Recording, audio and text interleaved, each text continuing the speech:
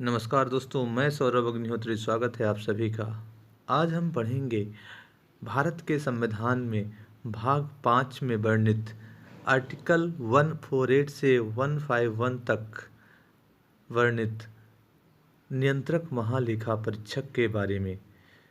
नियंत्रक महालेखा परीक्षक का वर्णन संविधान में इसलिए किया गया क्योंकि भारत के संविधान के तहत जब सरकारों का गठन होता है केंद्र एवं राज्य में, तो सरकारें अपने कार्य को करने के लिए जो धन खर्च करती हैं या व्यय करती हैं, उसके बाद जो धन की प्राप्ति होती है, उस आय और व्यय के लेखा जोखा के लिए तथा उसके ऑडिट के लिए एक पद का सृजन किया गया। उसे सीएजी या कंट्रोलर एंड ऑडिटर जनरल कहा गया, जिसकी नियुक्ति आर्टिकल 148 के तहत भारत के राष्ट्रपति करते हैं तथा सीएजी को उसके पद से वैसे ही हटाया जाता है जैसे उच्चतम न्यायालय के न्यायाधीश को हटाया जाता है।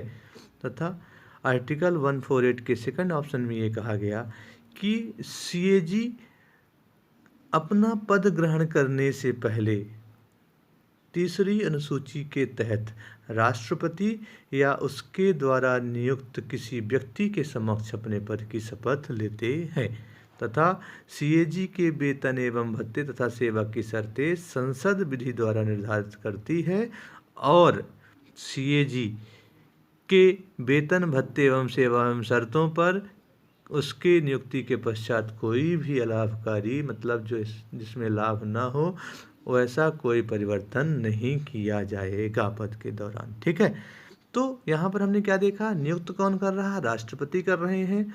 हटाया कैसे जाएगा, उच्चतम न्यायालय के न्यायाधीश के तहत, ठीक है, की तरह हटाया जाएगा। ठीक है, उसके बाद हम देखेंगे कि जो सीएजी होता है जब अपने पद पर नहीं रह जाते हैं तो वो भारत की सरकार के या किसी राज्य की सरकार के अधीन किसी पद के पात्र नहीं होते हैं।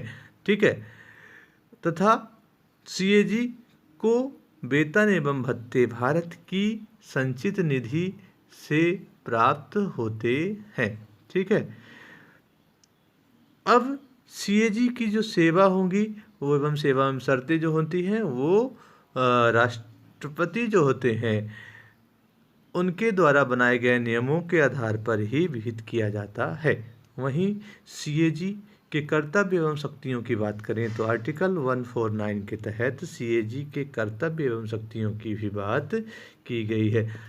कहने का मतलब ये है कि मान लीजिए जो फंड जिस फील्ड के लिए सरकार ने बजट में निर्धारित किया है वह फंड उसी फील्ड में खर्च हुआ है कि नहीं हुआ है, इसका ऑडिट करने के लिए सीएजी का गठन किया जाता है। अर्थात सीएजी इसका ऑडिट करती है कि जो फंड जिस फील्ड के लिए आया है क्या उसी में खर्च हुआ है कि नहीं। मान लीजिए मनरेगा के लिए 48,000 करोड़ दिया गया या 55,000 करोड़ दिया गया, तो क्या हुआ है फंड उसी फील्ड में खर्च हुआ है, इसकी भी जांच कौन करेंगे, सीएजी करते हैं। ठीक है, अब आर्टिकल 150 अर्थात 150 के तहत जो भी भारत के या राज्य की सरकार के जो फॉर्म होंगे या प्रारूप होते हैं वह आर्टिकल 150 के तहत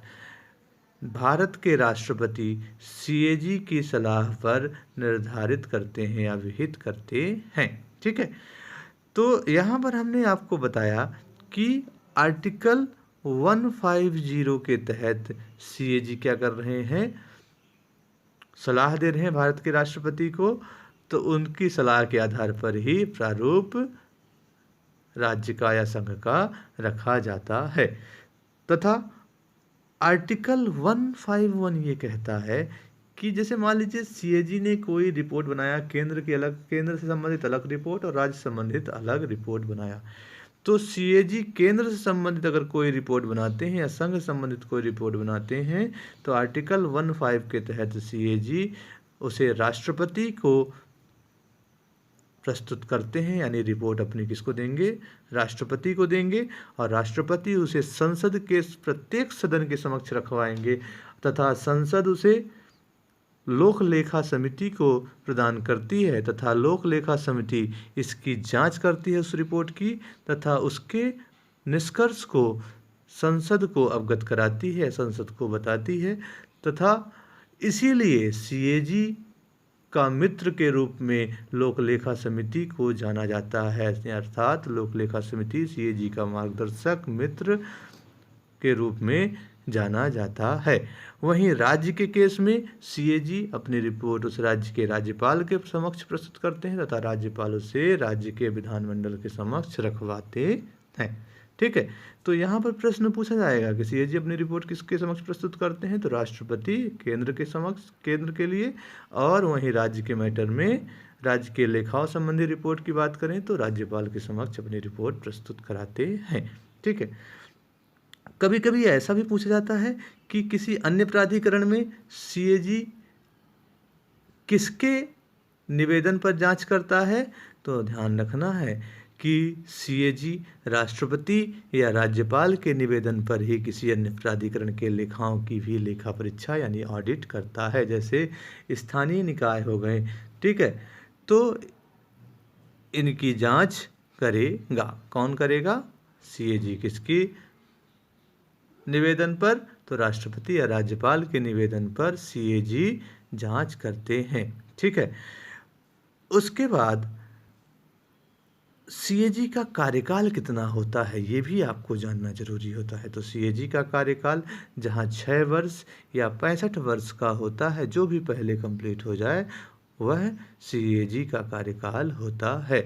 वहीं आपको ध्यान रखना है कि सीएजी सार्वजनिक धन कहने का मतलब कि जनता का धन जो होता है, यानी जनता से प्राप्त हुआ धन जो होता है उसका संरक्षक होता है। और हमने आपको पहले ही बताया है कि सेवानिवृत्ति या रिटायरमेंट के बाद वह भारत सरकार के या किसी भी राज्य की सरकार के अधीन कोई पद धारण नहीं करता है। तथा अंत में यह बताना चाहेंगे कि जो सीएजी होते हैं वह राष्ट्रपति के समक्ष मुख्यतः 3 प्रकार की रिपोर्ट प्रस्तुत करते हैं तथा वह रिपोर्ट राष्ट्रपति उसे संसद के दोनों सदनों के पास रखवाता है या समक्ष रखवाएगा। संसद उसे कहाँ रखेंगे, उसे लोक लेखा समिति को प्रदान करेगी, लोक लेखा समिति इसकी जांच करेगी और उसके बाद उसका जो निष्कर्ष होगा उसे वह संसद को अवगत कराएगी। ठीक है, तो ये सारी चीज़ें आपको याद रखना है। ठीक, तो सीएजी में अब क्या क्या प्रश्न बनेंगे हम ये आपको बताना चाहेंगे। पहला प्रश्न बनेगा सीएजी की नियुक्ति कौन करता है, तो बताना है भारत के राष्ट्रपति करते हैं। कैसे हटाया जाएगा, तो वैसे ही हटाया जाएगा जैसे उच्चतम न्यायालय के न्यायाधीश को हटाया जाता है। ठीक है, सीएजी को शपथ कौन दिलाएगा, तो राष्ट्रपति या उनके द्वारा नियुक्त कोई व्यक्ति। ठीक, उसके अलावा सीएजी अपनी रिपोर्ट किसको प्रस्तुत करते हैं। ठीक है, कि संघ के केस में, संघ की लेखाओं के केस में तो राष्ट्रपति को, राज्य के केस में राज्यपाल को। ठीक है, प्रारूप कैसे डिसाइड होता है, कौन बनाता है, तो भारत के राष्ट्रपति सीएजी की सलाह पर विहित करते हैं प्रारूप, संघ का और राज्य का प्रारूप जो भी होगा। ठीक है, तो ये कुछ महत्वपूर्ण प्रश्न होते हैं जो आपको याद रखना है। सीएजी का मार्गदर्शक मित्र या गाइड किसे जाना जाता है, तो लोक लेखा समिति को जाना जाता है। ये सारे महत्वपूर्ण प्रश्न आपको अच्छे से याद करना है। सीएजी का कार्यकाल कितना होता है, 6 वर्ष या 65 वर्ष, जो भी पहले हो जाए। तथा एक चीज़ और ध्यान रखना है कि सीएजी को सबसे पहले एक्ट 1919 के तहत रखा गया था। ठीक है, इसे अच्छे से पढ़ लीजिए, याद कर लीजिए, हमारे चैनल को सब्सक्राइब भी करिए। ठीक है ना, धन्यवाद।